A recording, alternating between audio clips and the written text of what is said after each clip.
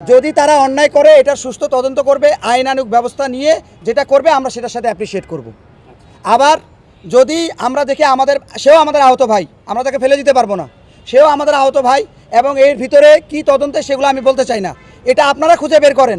যে আমি আরেকটা জিনিস আপনাদেরকে বলতে চাই যে একটা মানুষের উপরে কিন্তু এমনি হাত তুলবে না, নিশ্চয়ই কিছু না কিছু ঘটে, সেটার দায়িত্ব আপনারা খুঁজে বের করেন এবং আপনারা এটা খুঁজে বের করে আপনারা এটা প্রকাশ করেন। আপনাকে পরিবার ছাড়া আপনাকে যদি আমি একটা রাজমহল দিই, সেই রাজমহলে যদি আপনি দীর্ঘদিন থাকেন আপনি কি আসলে ভালো থাকবেন?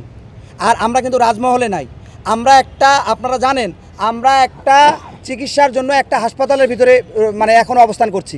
যে হাসপাতালের পরিবেশ কেমন সেটার আমি একটা প্রকৃষ্ট আপনাকে উদাহরণ দিই। আপনার প্রকৃষ্ট উদাহরণ আমার সামনে রয়েছে, এই ভাইকে দেখেন, ক্যামেরা ওইদিকে ঘুরান, ওই ভাইয়ের পায়ে 7 কেজি ওজনের একটা রিং পরানো, ওই ভাইয়ের হাড় এতটুকু ফেটে গেছে এখান থেকে, যেই হাড় জোড়া রাখতে দীর্ঘ সময় লাগবে। তার বাড়ির যে অবস্থা, তার বাড়ির ডাক্তাররা কি বলে? ডাক্তাররা বলে যেন ইনফেকশন না হয়, ইনফেকশন না হওয়ার জন্য, এবং সর্বোপরি সে কিছুদিন আগেই বমি করছে হঠাৎ। এই যে তাকে বাসায় নিয়ে যাবে, তার তো বাড়ি ঘরে থাকার মতো অবস্থা নাই, সে বাসে ঘুমিয়েছে, বাসের হেল্পারি করছে, বিভিন্ন মানুষের বাসায় থেকেছে। তো এই ভাইকে আপনি কই রাখবেন? তাহলে তার হাড় না হওয়া পর্যন্ত অবশ্যই তাকে হাসপাতালে থাকতে হবে।